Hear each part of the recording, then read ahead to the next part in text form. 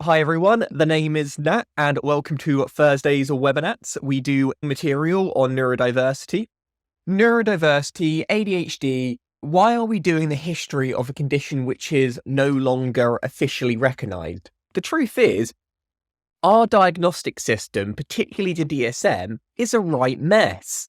And I think it's due for a bit of an upgrade.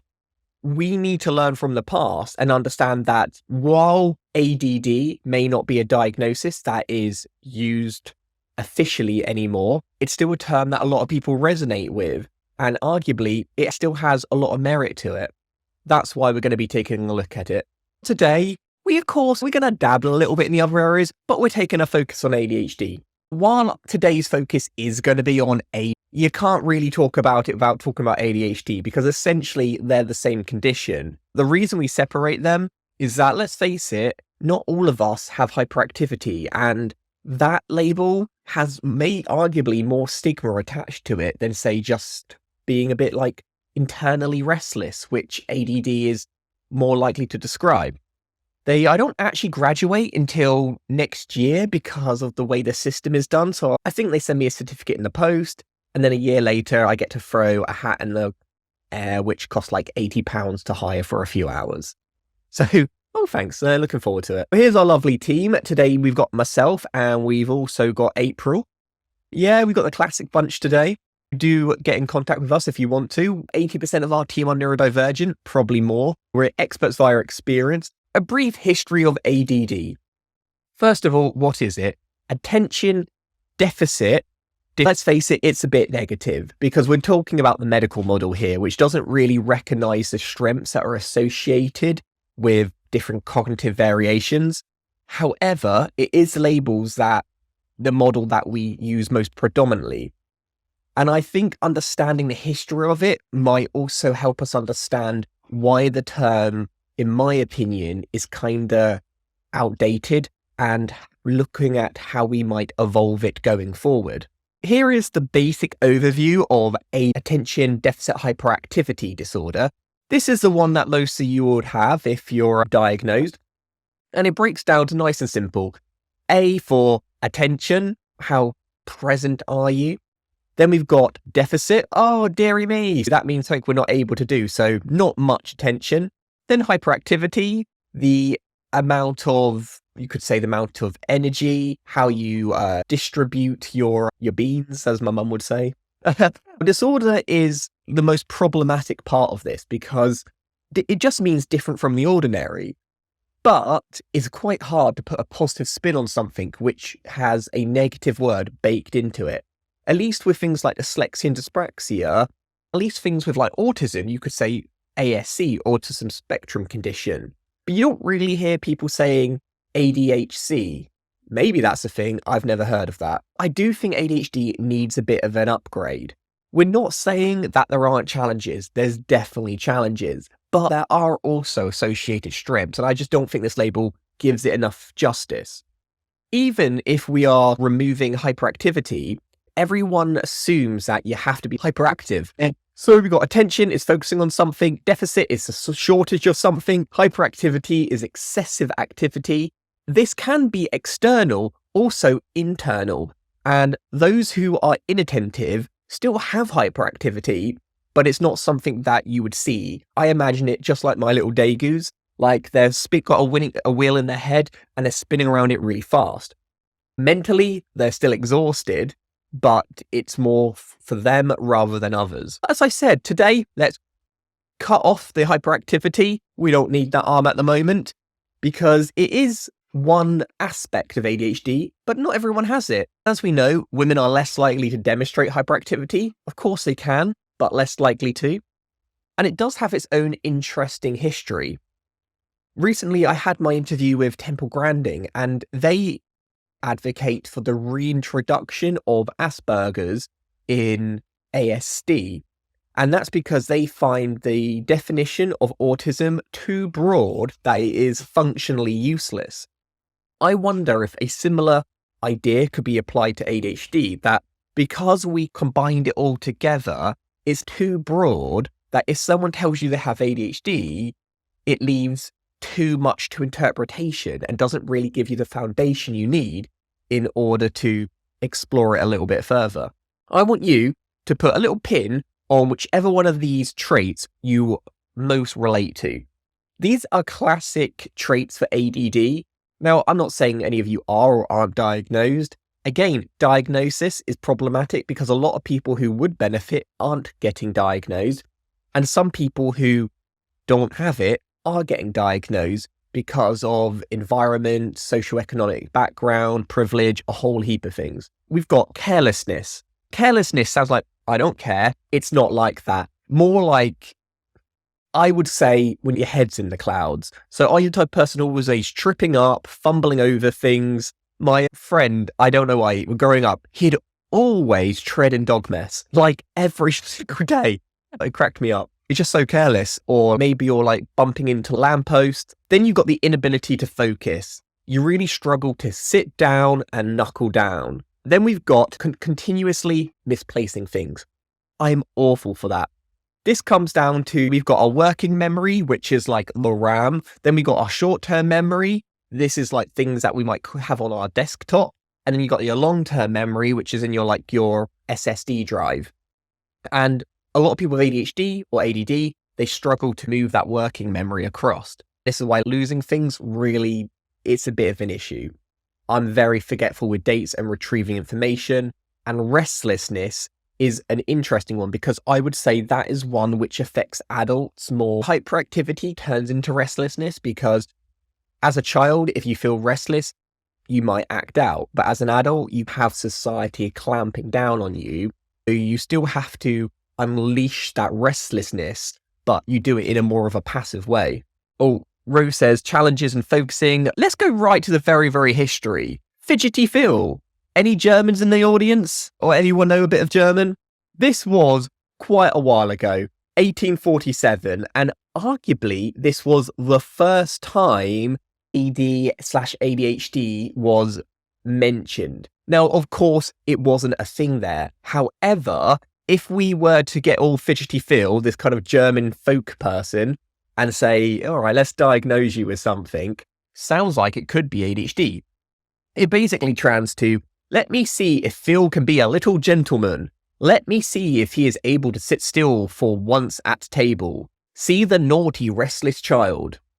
The thing I always, the difficulty thing with ADHD is a lot of the characteristics are also that of a child. Children are restless. They are hyperactive. Hence why people get a bit concerned when we start dishing out the diagnosis, because children are naturally like that. This is why I want to ask you, do you think this was describing AD, or was this just a naughty child? Or was it just a child? Because we do love going back in time and retrospectively diagnosing someone. Now, you're right, it is unable to say.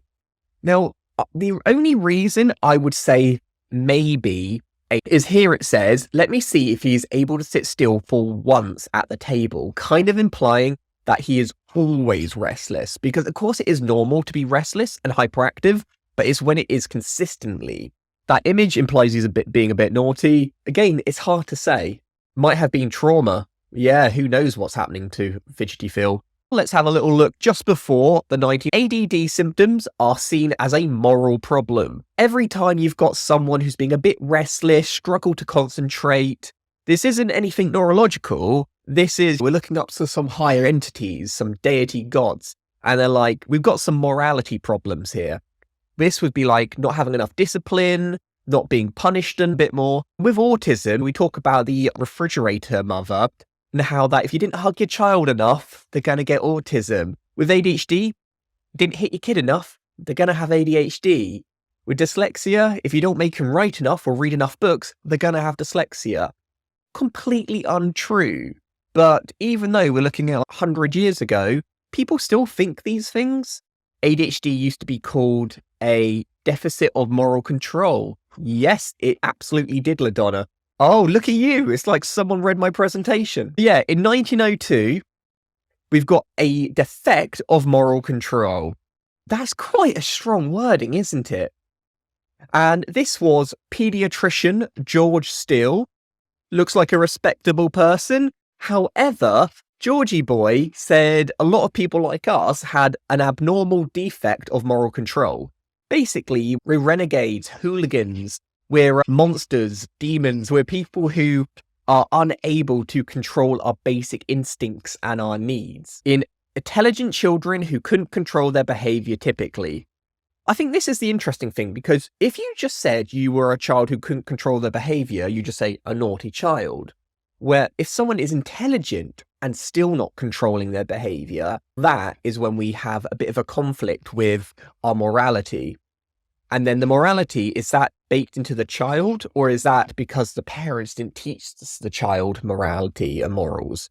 Once again, parents are getting shamed, and the idea of having anything which is remotely related to ADHD is seen as a negative. Now, just to get a feel of the room, what words do you associate with attention deficit disorder? Now, this could be not necessarily you personally, but maybe people around you or people you have spoken to. Historically, you were a little devil. And how far have we come from that time to where we are now? Have we done a complete 360, 180? Do we still see it as good, bad? Is it neutral? Oh, eccentric. Yes, Heather. Eccentric is a word which can be a compliment, but also can be a backhanded compliment, depending on how you look at it. Or Rose says, women too often are viewed as uncontrollable, a law unto themselves, and lacking moral control. That is true, Rose, and it's a standard argument. You're unhinged, you're all over the shop.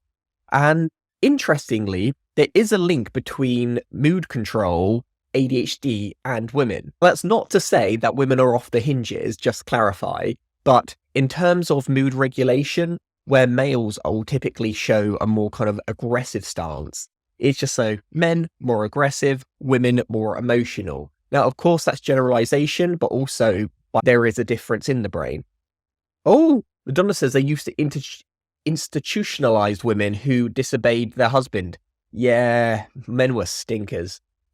We're still bad. It is difficult. And I reckon some of those women did have ADD, but ADD in women, ADD wasn't even a thing, let alone women could have it.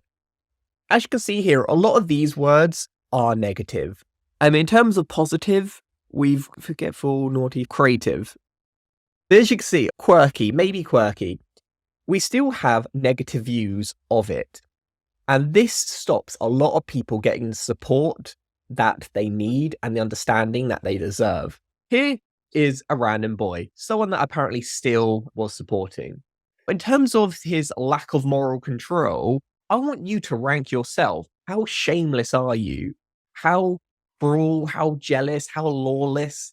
I want you to rank your lack of control here. These are quite honestly characteristics that a lot of children have before they are taught, or kids being kids. It isn't necessarily something that is wrong. If a kid was seen and not heard, good kid. If a kid was vocal and active, bad kid. Nowadays, if someone is quiet and not really interacting, we see them as someone with a deficit. If someone is curious and engaging, we see that as a positive. Attitudes do shift over time, and it will be interesting to see where we go from where we currently are. Okay, a lot of you have ranked yourselves quite low on this, which is good to see. Passionless, cruelty, jealousy, lawlessly. A lot of you think you're top people. Now, because I'm assuming a lot of you might have ADHD, someone who isn't you, someone who doesn't have ADD, would probably rank you a lot higher in these areas. Let's go on to the 1990. We've got influenza. Oh, that's not a good thing. Influenza's bad. Influenza was bad, and it can develop encephalitis and ADD symptoms. This is the thing. We know nowadays, we know ADD is neurological. It's something you are born with. It's throughout your life. It's part of your DNA. But we also know there are things like acquired autism or acquired ADHD. These are when you might have a physical brain accident or injury, which then you have the same characteristics and traits of someone who has neurodevelopmental ADHD. With influenza, apparently, I can't speak from experience, that people were also getting ADD symptoms. And so then they started thinking, wait a sec, restlessness, disorganized, clumsy, forgetful, influenza, maybe it is about brain damage. We're not getting a bad rep here. Like, we're still defining the word and the name, but not going great. Then in the 30s, it's taken a while, but bear in mind, we still haven't really honed in on the definition. Benzedrine is approved as a medicine. Now, this is a medicine that maybe a lot of you are familiar with. People are throwing them out easy these days. This was a big deal. Dr. Charles Bradley found Benzedrine improved young patients' school behavior. Doctors recognized this years later. Finally, we have a drug which can make these restless, fidgety Phils concentrate. We don't really know why, but we know it's working. It will come down later in the years that we understand it's about our neurotransmitters, about how our brain communicates with itself. Now, yeah, the medication essentially is helping regulate in some way or another, like chemicals like dopamine within the brain. By the 1930s, we're still hung up on this brain damage idea. Researchers found hyperactive children behaved similar to monkeys with frontal lobe abnormality. Let's go back. We talked about how having a disease we thought was brain damage, and we know that's wrong now. But then in the 1930s, we're starting to experiment on monkeys, and monkeys who are also really inattentive, really hyperactive, really struggling. When we look at them under the hood, we notice that they have brain damage. Hence why we're going to get to the part in history when it is officially labeled as a disorder rather than a difference. Boys tend to be diagnosed quite early, where girls get diagnosed a lot later. With most things, it's about finding that nice middle ground. And to be honest, lots of people are resonating with these naughty children, with these people who are unable to focus and to concentrate. It's time we've got to start naming things because we're getting a bit more progressive in history. In the 1950s, we still don't have any official recognition. However, in the Diagnostic Statistical Manual of Mental Health Disorders, hyperkinetic impulse disorder did appear. Hyper as in extra from the ordinary, kinetic as in movement, impulse as in movement and disorder. Essentially, the very first official diagnosis of ADHD was talking about hyperactivity disorder, the hyperactive elements. We're just saying that someone was unable to control their movements, aka fidgety. We still aren't talking about the ADHD that we've come to know and love, that is making our brain harder to focus and concentrate on. Ooh, much nicer name for fidgeting. Yes. Do you know what? I don't. You tell me. Do you think this name is a better or worse name? One, I don't actually hate the name. I guess it doesn't really explain what it is for most people. But we've got the same issue as we did then, when the name isn't really what it is on the tin. Maybe the one we got today is too broad, and maybe this one was too narrow. Ooh, I was assessed for hyperactivity disorder. In the 55s, we've got the introduction of Ritalin. Now, Ritalin is like the go-to drug now. Methylphenidate. Methadella. I really struggle today. Yeah, some days I can read, other days, no. Let's just say Ritalin, because Ritalin is like the name, the kind of the brand name. And this was a stimulant and a medication used to treat ADD. While we had known about enzyme a while ago, we have now really honed it in. We've gotten it to a place where we know it works. And what this does in our little brain, essentially our brain, our cables in our brains that kind of sends electricity and then splurts out chemicals. We either send out the chemicals faster, we make sure we catch them better, we make sure that they're recycled better. How the chemical works, the drug works, really depends on the individual. This is why, for most people, a stimulant is a good starting point, but for some people, stimulants do not work. And when we start to realize, why does medication work in some individuals and not other individuals, yet we give it the exact same name? Maybe it's a different diagnosis altogether. There's also been some thought that maybe ADHD and autism are the same condition. Maybe when they're making it even too broader. But you can see we're still really struggling with finding the sweet spot, which is broad enough that the people who need help get help, but narrow enough that it's actually useful.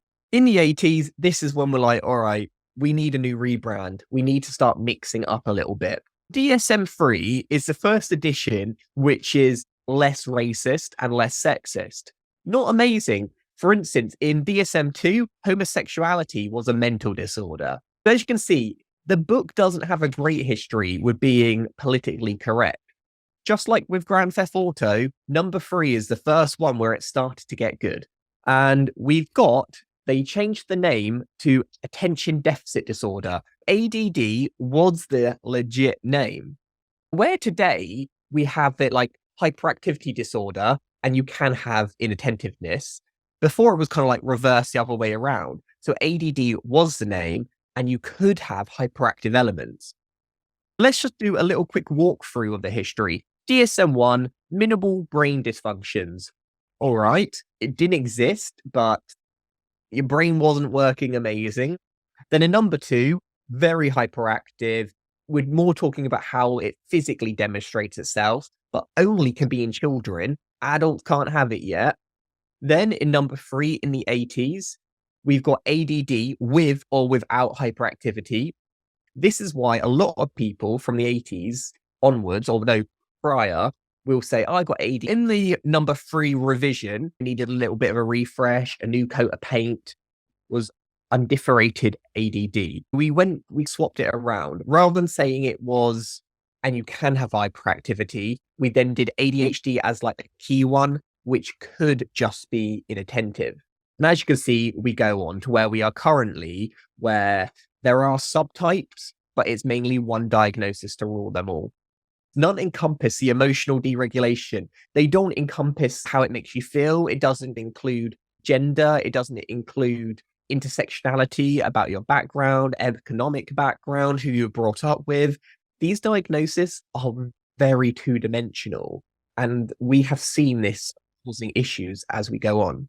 Although I agree, I'm not sure it's possible to name it so it covers everything. And that's the thing, because autism is a classic example. We gave it a name so broad, which it's not helpful.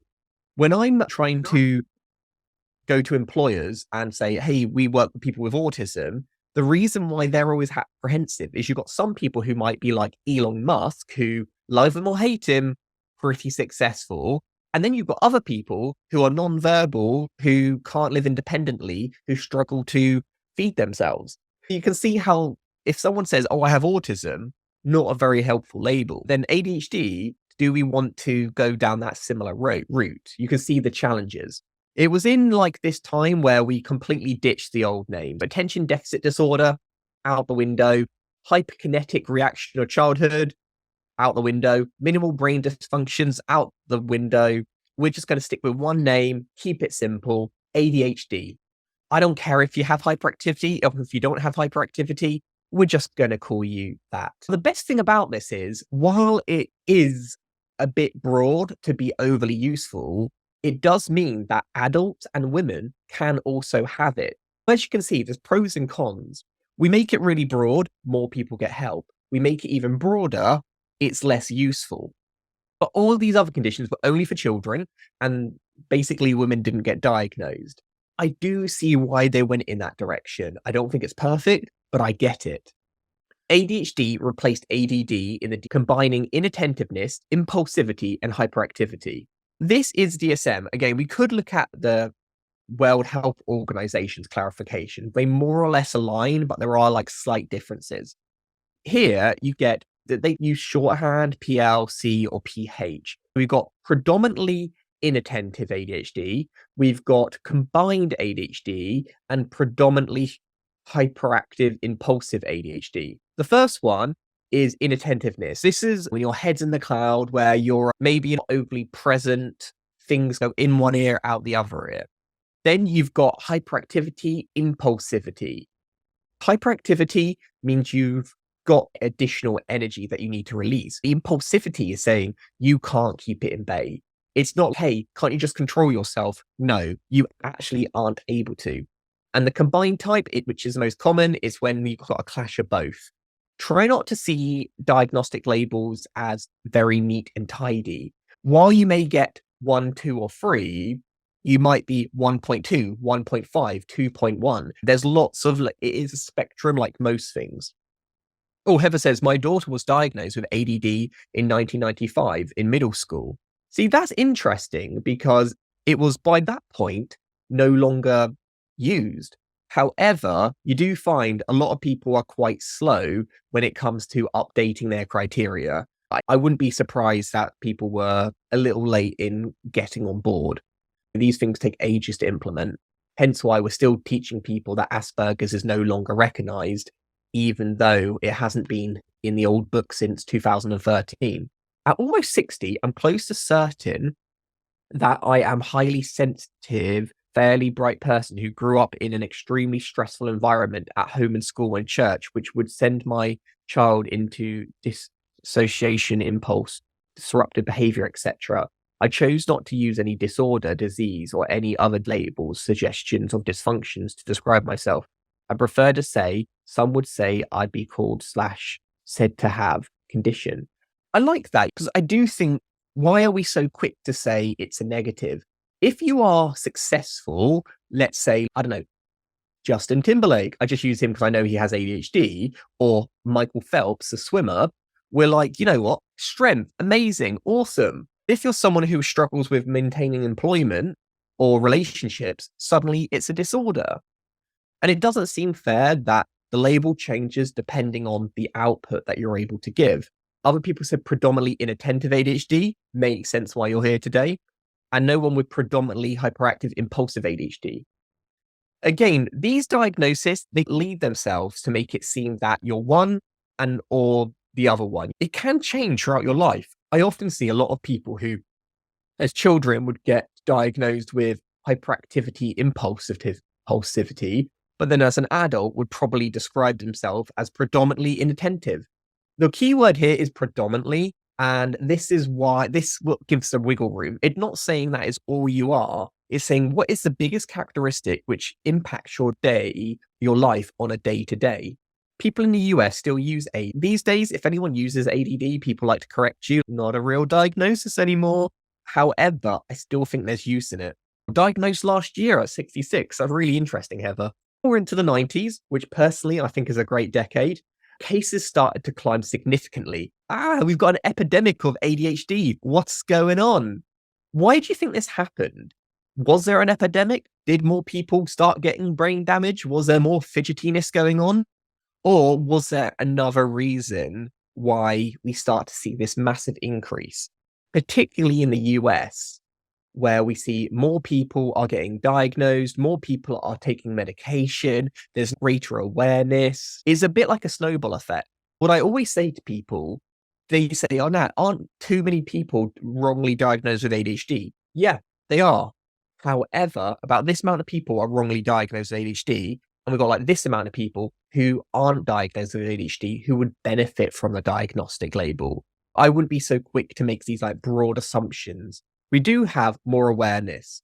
The new name ADHD is more broad. And as we said, the broader something is, the more people it's able to capture, but the less exact helpfulness it does become. This is why I think labels are predominantly used for medical practitioners rather than for individuals, because doctors know that is a starting point and not an end destination. We've got understanding research education and more focused on work productivity. Symptoms are more defined. Women are able to be diagnosed. Adults, women are. Suddenly, we've got access to way more of the population. Emma says, my deluded niece, let's hope she doesn't watch this, tried to tell me she was diagnosed with Asperger's 3 months ago, and I did very well not to get dragged into correcting her. People do like to diagnose themselves. And while I completely support the idea of giving yourself a label if you believe it will help people understand how your mind works, it is important to know that you do not have something if it's not diagnosed, because that's in the very nature of it. Just saying I resonate with, or people would describe me as, is a completely correct way of talking about it. So what we got here, we got the internet, very much TikTok, Instagram, people talk about it a lot more understanding, less awareness, less shame. Yeah, ADHD does have less stigma to it compared to, say, autism. I would argue maybe ADHD can be more, I don't know if it's fair to say more challenging. I think it depends on different circumstances. ADHD does have its own struggles. Now, as we said, it's because adults can now have ADHD too. So this is why we're seeing an increase. It's not that more people are playing video games or there's too much social media or other these things. It's just that we've broadened it enough that more people can have it. we also are much more aware that things are co-occurring and interconnecting. So people with autism are like, you know what? ADHD might sound like me. Or those with sleep disorders, the doctors might say, did you know that there's a connection between sleep disorders and ADHD? Or if you're anxious. So we know that the web is more closely connected. It's a route that doctors would tend to gravitate more towards. And in return, parents would be like, I heard about this thing called ADHD. Do you think this could be something that we can investigate? This is just out of curiosity. What age did you or someone you know get diagnosed? And while I think this is interesting, because let's face it, if we had a lot of young audience today, they'd probably say, I know, 3, 4, 7. But most of our audience does tend to be women. I would say that it would be a higher age, because we do see that males are more likely to be diagnosed. Women are less likely, but women are likely to get diagnosed later in life, while males are likely to get diagnosed earlier in life, simply because of how you demonstrate the characteristics of ADD, opposed to, say, how a male might demonstrate it. I hate to say it, to put it quite simple, boys are naughty in school, so they get more help, where girls tend to be more quiet, more introverted, and the teachers, they're doing fine, even if they're not. Of course, that's a broad statement, but that is what people see quite so often. It's interesting that you said your son at 8, which is a very common age for a male, but I would imagine the rest of you maybe are female. That's typically the pattern. Let's have a little look at current day. Where are we today with ADD? Like we said, it's no longer a legit diagnosis, at least in the UK, but it is still a diagnosis which people understand. And when you say it, rather than saying, hey, I have ADHD, but not hyperactivity, just saying ADD, it's a lot simpler.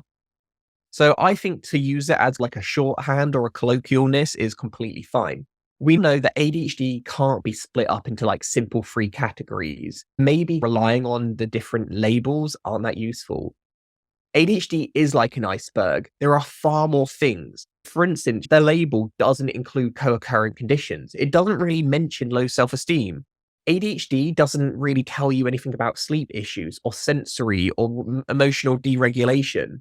Whether you call it ADD or it still isn't an overly useful term. So being able to explain to someone how your mind works is arguably more beneficial.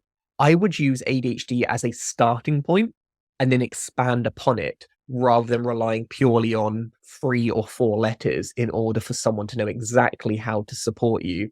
When we're looking at exactly where ADHD comes from, the exact role of why do we have ADHD is still a little bit undetermined, but we do know genetics play so this is a fun little diagram which kind of shows you why ADHD doesn't fit neatly into a box, why everyone with ADHD is so different, and why a simple label of a name is never going to be adequate enough. We have DNA. DNA is lots of genes, right? Everything we are is made up of genes. Everyone has different genes. Depending on the type of genes you have and the order of those genes, it could relate into very different outputs. You see here, brains that all have ADHD. However, each brain is made up of different genes. Hence, it shows itself very different. This brain could be hyperactive. This brain could be inattentive. This brain could be combined. This brain might predominantly struggle with sleeping. This one could be more about addiction. Do we give every different instances its own diagnostic label?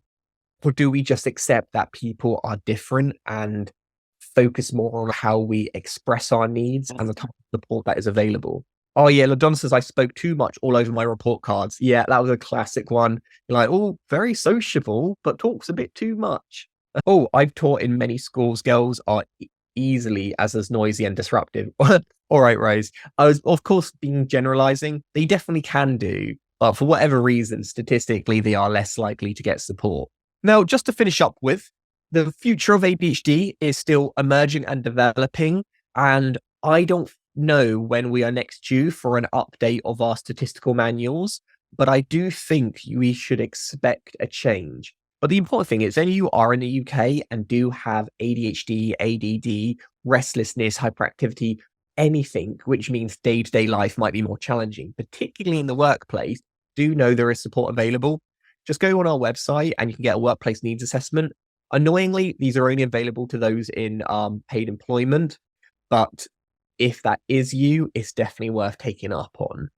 Some things we offer isn't just equipment based. A lot of the things we offer is one-to-one training, which can help you articulate how your brain works to others. You don't even have to rely on labels if you don't want to. You can more focus on the tangible outcomes and support strategies that would benefit you.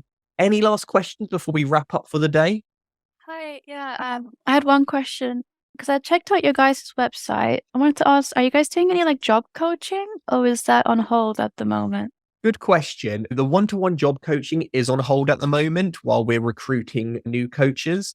We do have every Wednesday, we have like today sessions, but they are more focused on careers. These are just educational sessions where the webinars we do on Wednesdays are focused on how to find an inclusive employer, assistive technology, those type of things. They are our best bet until we finished our next recruitment batch. All right, thank you all. It was just a great way to start. Now, next week is on about ADHD discrimination. The workplace is brutal out there. People are jerks. What does discrimination look like for ADHD, and how can we get our revenge? What are our legal rights? This is predominantly going to be focused on a UK audience, but even if you're not in the UK, a lot of the laws are relatively similar. And we have our YouTube channel where we will be uploading this session and all our others. Do check it out. You can see we've got understanding the characteristics and the traits related to attention deficit disorder. We've got one where we look at it particularly in women and how it's different in women compared to males. Do check out our lovely YouTube channel. And over nearly 6,000 subscribers yet. Here's our contact details. If you want to get in contact, reach out for more information. But hope you all found that useful today, and glad to be back and hopefully see you at future sessions.